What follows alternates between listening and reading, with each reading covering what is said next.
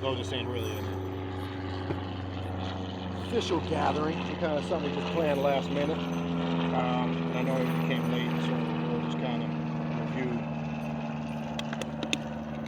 what we did. Because, again, I don't like people not understanding why we do stuff. All right. So this ritual, basically, what it was centered around is a real short, very simple ritual. It was only about 10 minutes, 15 minutes maybe. Um, it deals with, and we're actually filming this so we can post this. It deals with the archetype Ra, some know as Re. There's three aspects of Re. All right. So what we're going to do is we're going to remove the spookism from it. As we say on this path, we don't worship deities. All right. We didn't do a ritual enacting some form of worship or homage or some artificial prayer to some deity in a culture. That's the wrong way to approach it. And regardless of how spiritual based or Afrocentric you might think you are, doing something like that is still very religious in nature. All right. What we did was connect that to ourselves because those three aspects of Ra or Re represent an aspect of ourselves. What does that mean? Just so we're clear on this. All right. We have what they call Amun Ra, Atun Re with an N and Atun Re. And each represent 3 points of the sun, the rising at its highest point in the meridian and setting. We focused on the setting aspect of our moon when we did this ritual. All right. And basically what we did was we reflected for a few moments. It represents the point of, again, what I discussed over there. At that point when the sun sets, just even also when it rises, but we did when it sets and it goes into quote unquote symbolically the netherworld, which we know the sun never sets, but it goes into the netherworld. That point from darkness to light is at the moment of a blink of an eye. It's something you see but you don't see, and that's symbolic of the hidden self or the real self. So this ritual is to invoke your real self. It's to connect with who you really are again, not with who you think you are, who you want to be. You know, we all got that, or who we want people to see us as. We have that too. This path will, as you continue to travel on it, what it does is bring out the real you, and that can be a wonderful thing. Sometimes it can be an overwhelming thing for individuals that maybe thought they were something or somebody else, because your true nature will come out on this path. These are one of the main reasons why we work rituals. Rituals are not just done just for the fuck of it. Oh, excuse my language. Rituals aren't done just for the fun of it or just to be doing them to do them. That's not what we do. That's no different than when a Christian is going to church repeatedly every Sunday, repeating the same thing every week just because it becomes something that was passed down from generation to generation. And you know, how many of us have asked people, you know, you're a Christian, why do you go to church? Well, I just go to church because everybody in my family goes, or you know, we all grew up Baptist, or we all grew up this, or we all grew up that. We don't do things just to do them because everybody else is doing them. This is about expressing your individuality. All right, that's a hard thing for some people to do. Does anybody have any questions on the ritual or in relation to kind of what we did? Everybody's question for you? All right, if you got a question, feel free. So it's spiritually symbolic. What Of the 3 points of Ray? yeah, what is it? Birth. Somebody's bad. See that wind come? See that? Yeah. Candle Yep. went out. It symbolizes 3 points in your life, right? Birth, death, and resurrection. Okay? Birth. Here's the thing though to understand. Birth is the actual rising. The death, which I think would be the living, is at the midpoint, because when you're living physically, you're actually on that roadway or that pathway to death, which is the pathway to eternity. The setting. Okay. Yeah. The setting is what we tapped into, which is the hidden self and the death. But in that death, there's rebirth. You understand that? Yeah. There's renewal. There's resurrection. So symbolically, you're renewing yourself spiritually, mentally, emotionally, and physically. But that's the 3 points: birth, death, resurrection, in that order. As you see, that shoe is kicking up now. Mm-hmm. Yeah. So you always got to take these things and be able to apply them to self. You understand that? Yeah. Not look at it externally, because all of those mysteries, those things, they were never meant to be external. They were never meant to be external. Yeah. It's just as time went on, and people Manny? today now start realizing these things. Manuel? Yeah. I'm sorry. Wow. He shouldn't. He's not going back into the water, right? I'm sorry, because I saw him heading back to the water. It's too dark to go back into the water, because sharks do come up. Manta ray do come up. Okay? All right. I just want to make sure. Yeah, so if the shark comes up, man, you're on your own. Because they do come up this time. We're gonna wave to you about it. Yeah. You don't want to get stung by manta rays. They do sting. All right. Sorry about that. Oh, that's all right. Was everybody clear on that? Got it. Well, that's a good question. Anybody else have any questions? So the ritual was to connect or to bring forth So, our hidden self that we don't really know about ourselves. well, it's not that we don't know about it. I think some of us know about it to an extent.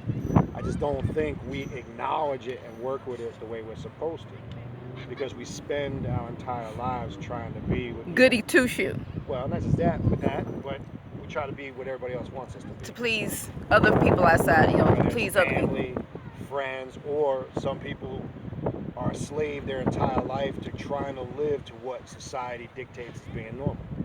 You understand? So they spend their whole lives putting on this facade. I gotta have, the house, the car, the big events, or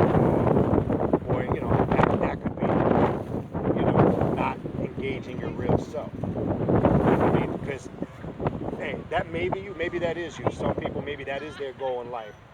But the average person, it's not. It's just something that's always enforced upon us from jump. We're given this model of life and society and how we're supposed to live, and this is the way to do it. And if you don't, then you're ostracized.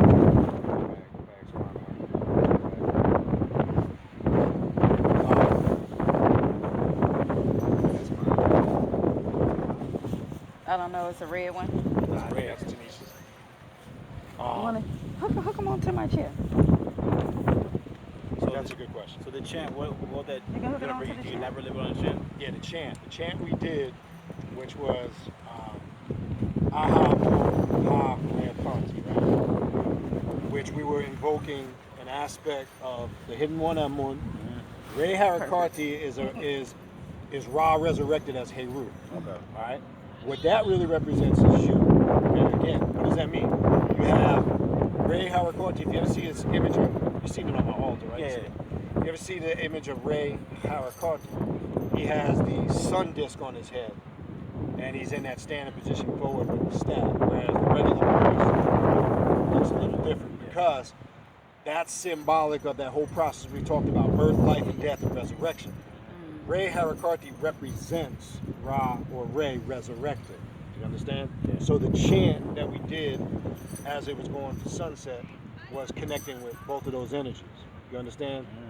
It's always a reminder, an initiate, and that's why the video I did last night, being an adept, initiation and adepthood, right? Yeah. It connects to that whole process.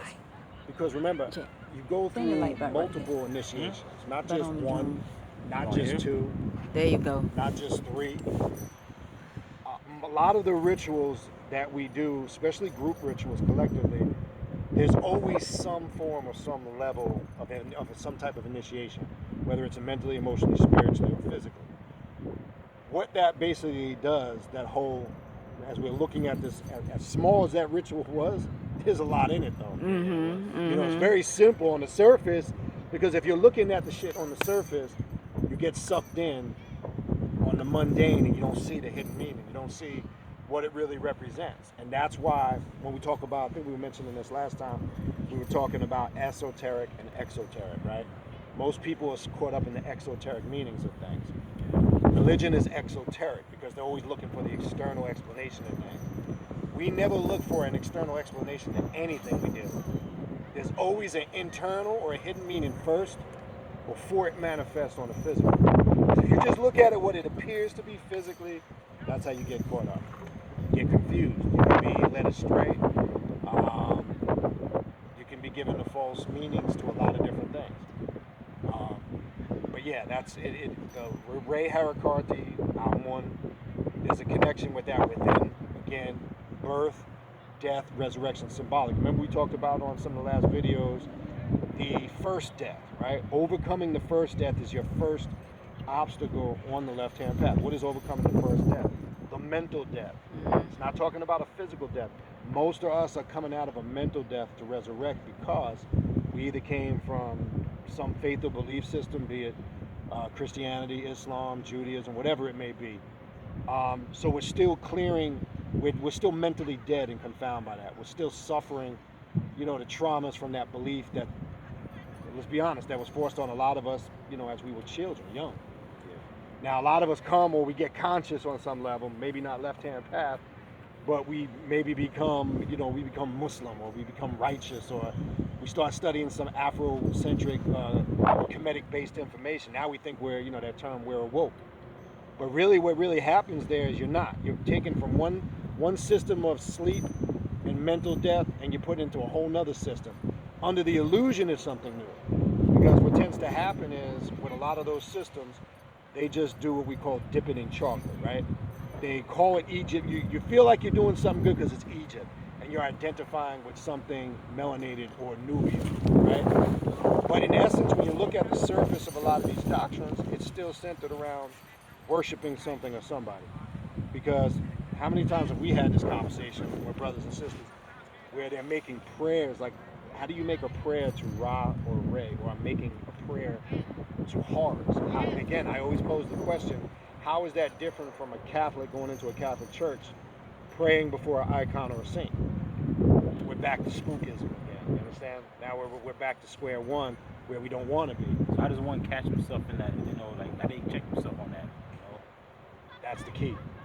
Always catching and checking yourself because in the beginning, that's what you're going to have to do. Yeah. You have to, you have to be aware when you're doing it, catch it, but not just catch it, you have to start doing practices to prevent it from happening. How do you do that? Certain rituals, certain practices that you'll carry out will automatically condition and train the mind not to automatically connect to that way of thinking. You understand? But here's the thing that people struggle with, always get this. It's hard at first, like when we're doing a certain ritual. Let's just say the ritual we did this evening, where people are trying to focus and zone in on it. Worship, prayer, mindset still tries to creep in. To some people, you feel it starting to creep in. You're trying to shut it out, but it's starting to creep in because that spell of indoctrination that we've been fighting, again, from the time we came out of our mother's womb. Most of us were spoon-fed faith and belief, and then when we got, a certain age, what happened? We got a certain age, then when we became old enough, I've mentioned this many years ago, at some point somebody sat us down and told us who and what God was. Think back. Try to reflect back at a point, whether it was in school, whether it was a teacher, a pastor, a priest, your mother, your father, your uncle, your auntie. Somebody sat you down at one point and gave you the understanding of who and what the creator of God was. Let's be real, that's what it was. And then from that point is when the indoctrination became heavy. And then obviously a lot of us, majority of us, came up in households where, whether we did strictly or not, we had to start attending church, etc. And all this system of nonsense was embedded. Now, when that's put in the subconscious, that doesn't leave right away. I don't care how long you've been studying. You could come on this path when you were a teenager. You can come on later in life. So the answer to your question is a constant work in progress. But when you're at a point where it's not dominating you no more, that's when you know you're getting the results. You understand? I mean, everybody's at different levels and everybody's at different points. But the point is, you have to ask yourself, where are you? So like for the example this evening, when we did that ritual, ask yourself, and you ain't got to answer out loud, but I'm saying, ask yourself, where was your mind at when we were 2, what was going through your mind? What were you thinking about? What was your focus? Were you distracted? Were you still kind of looking at it kind of religious? You understand what I'm saying? Or were you self-centered, focused within? Because that's where I was. I was looking at, focusing on within myself in the sense that I want to be who I am, not anything other. You understand? And accept and embrace the fact not everybody's going to like that. But who cares? That's not the point. You're not on this path to please anything or anybody but yourself. That's first and foremost. So when you're self-centered and focused on that isolated consciousness, you're focusing on you being who you're supposed to be. Now, is that going to be the same for me as for Sonia, as for Tanisha, as for Marcia, etc.? No, that's not going to be the same for everybody. And we also have to understand in that process, not everybody's going to like us. That's life. Just like not everybody's going to like the decisions and the choices you make. That's life. If you base your life on pleasing everybody, you will live a torturous, suffering, painful, frustrating life. Trust me when I tell you. So first and foremost, one of the things you want to shed on this path is not concerned with what anybody thinks. And I'm not saying that in the sense to be disregard and disrespectful and treat people like crap. No, I'm saying you need to let people know this is who I am. If you don't like it, that's just the way it is. I'm not going to change myself because it doesn't line up with your personal ideology. Because here's the first program thought. A religious person would hear some of the stuff we're talking about building on, and they would think that we're evil and we're the devil because they've been programmed with that response. That's the normal response. Based on what? Because they've been told, instructed on what to do, what to stay away from, what to read, what not to read, etc. So you're dealing with that programming. That's the slave mentality. You understand? And what do we always say? One aspect of magic is reprogramming the subconscious mind. Right? Right. Not reprogram it in the sense for it to be filled with misinformation or lies. No, to be retaught correctly now. Now you want to be taught the right way. And part of that process is reevaluating everything you were taught and correcting it. Like basic stuff like who and what God is. Who is the creator? Why am I here? What happens to me when I leave here? Why did I come into the world? Where am I going when I leave? Right? This is why most people join religion or stay in religion because fear of death, the unknown. They don't know what happens to them. They're afraid, so they think it buys them a pass by being good and doing what they're told and attending service and giving their tithes, and that's just, you can't buy your way into immortality. That's not how it works. And there's going to be a lot of people finding that lesson out hard. Some have already. And as you see, it's a big thing. I mean, people are losing trust, whether it's in the church, politics, government, because it's a new day and time, it's a new era. You can feel it and smell it in the air everywhere you go. There's a certain level of awareness and consciousness. This planet is changing. It's happening. You can feel it. Now, that's good for some people, bad for others. Mm-hmm. Because if you don't keep pace with the change, you can get consumed. You understand? Mm-hmm. So again, ties back into why do we do ritualistic work? Collectively and individually, why do we do it? We do it to improve ourselves, to transform and change ourselves. Remember, all ritual on the left-hand path purpose is to transform and change the individual into a stronger and better person, mentally, emotionally, physically, and spiritually. I want everybody to have that understanding because we don't just do things till we do it. We are not a religion. We don't just gather because it's spiritual and it's nice and it's deep and whatever.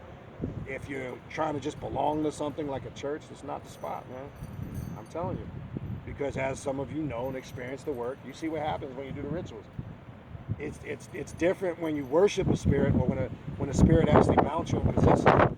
Right? It's two different things. We don't worship anything. We embody and become.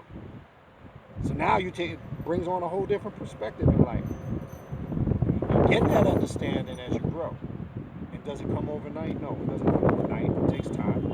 Everybody here has been around for X amount of time, can attest to that on different levels, right? Everybody can have a different experience when it comes to that. You understand? But I want to make sure everybody is clear on what work is. And that's why that other class we did a few weeks back, steads and rewards on the left-hand path, based on work. You don't do no work, you don't get no rewards. I don't think you work in religion. Well, it's funny because their Bible says faith without works is dead. Right. But I don't think they understand that, because as you were stating earlier, it's this they do because of fear of death. If they do at all. Right. It's simply because of the fear of death. It's no work to really transform, the way they think, how they act, to improve any aspect of themselves, because I think it's because everything is outside of themselves. That's correct. You're right. And back to one thing you said, let's go back to that a minute. Their very Bible tells them faith without works is dead. But then they tell you got to just have faith and believe. Right. You understand? So there's a contradiction there. You understand? See, we don't just have faith and believe. You do have to have faith, but there's true faith, and then there's mythological fairy tale faith. So let's understand that, because some people hear that term and they don't understand what does true faith mean. Do you have to have faith on the left-hand path? Yes, you do. Mm-hmm. Faith in yourself. You understand that? There is a such thing as faith. And I tell religious people that all the time. Faith in the facts.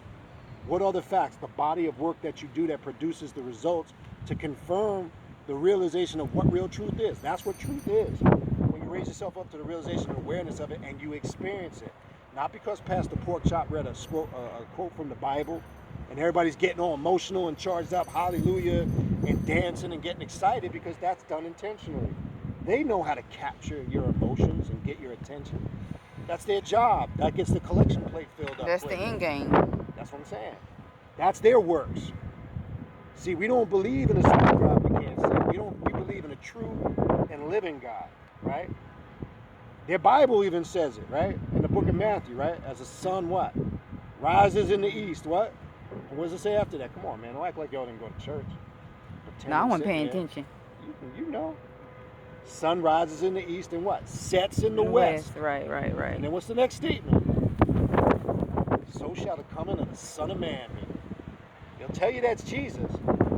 But that's also ties into the ritual we just did tonight. Church.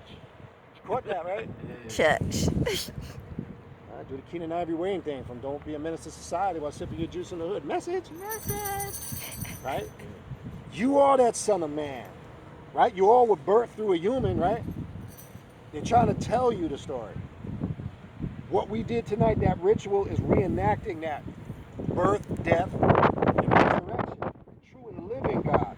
When I look at you, I see God. When you look at me, I see God. When I look in the mirror, I see God.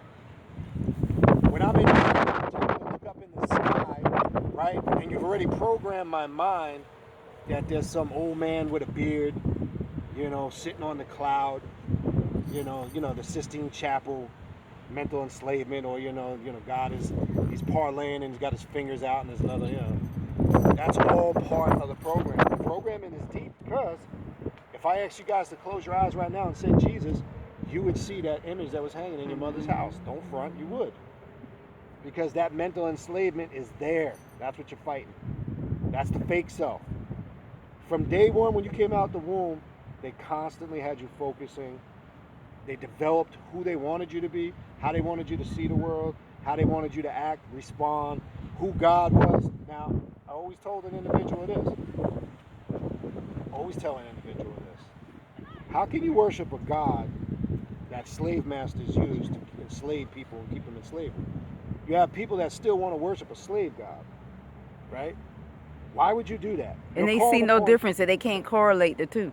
That's, again, because that's part of that slave. The very God that they were calling upon to keep you in slavery is the very God that some people today worship in Christianity. You're calling upon the same power.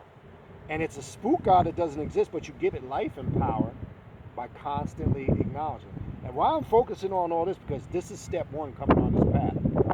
Removing all of that from your mind. You will struggle if you can. You understand? Now, unfortunately, and I say this not out of arrogance, confidence, I don't struggle with that. That's been gone for years for me. My children aren't raised in that. That doesn't even exist to them. But they're still exposed to the everyday world. They're going to be around students in school. They're going to be around society environment that is religious. This is a quote unquote, to an extent, a Christianized country. So we're exposed to it, but we have to get ourselves to the point, that's what the saying means, be in the world but not of it. It don't mean don't be successful, don't be rich, and don't have money. Because anybody that teaches you that it's okay to be poor, that's part of being spiritual, get away from them. Because that is not part of this path. You are supposed to be successful on this path. You are supposed to have money. You are supposed to be career-minded. You are supposed to be successful in whatever it is you do. Anybody that comes to you with that poor man slave doctrine, it's okay to be poor. Don't worry, because in the end, you're going to have a great reward. You're going to go to heaven, and don't worry, in the afterlife, you'll stay away from that. That's poor man. That's loser mentality. Yeah, it is. And your life will be in shambles. Don't tell me that. I know I need this same paper to pay my mortgage, my car note, to put food on my table. Because I tell the person that if you got that much faith in your spook God, the question that I ask, stop going to work, sit at home, and pray to your spook God and see if food gets put on your table. See if your bills get paid. Who's the God that's got to walk out the house every day to make that happen? Who is it? You. You got to do it. Ain't no Jesus doing it for you, no Almighty God, Jehovah, none of that stuff. I know it's hard, not maybe per se for us. I know it's hard for some people to fathom that because that spell of slavery mindset is deep. It's heavy. It's hard for people to fathom that. I just tell them, if you believe, if you got that much faith in your sweet Jesus, keep your butt at home. Don't go to work, just pray. Because you said it's just about having faith, right? Right, but then they'll get spook on you. They'll go, no, well, see, brother, you don't understand. Now I don't understand because I'm presenting something that's contrary to what you're saying. So that's the reality. That's what we're up against. And these are individuals that will struggle with this Yeah. in that transition period. You understand? So It the was ritual right? tonight is to bring all of that out. And as quick, as simple as that may have seemed, as short, may not have seemed as impactful. Because what I always tell you with these rituals, all right, the ritual we did last Friday was very detailed, it was elaborate, it was lengthy. That was something else. This here, don't compare it to that but here's the thing. Both of them can have the same amount of impact if you really know what you're doing. Do you understand that? Mm-hmm. Don't think because something is longer and more elaborate, whatever, lengthy, that's going to be more impactful. Sometimes it's these real small, simple things we do have more of an impact on us spiritually than a lot of these more long, drawn-out, intense things we do. They all serve a purpose, don't get me wrong. Because remember, there's a psychodrama to the intense rituals, right? That prey upon and work, upon the mind. Remember, a lot of the group rituals deal with psychodrama. And that's important. Imagery.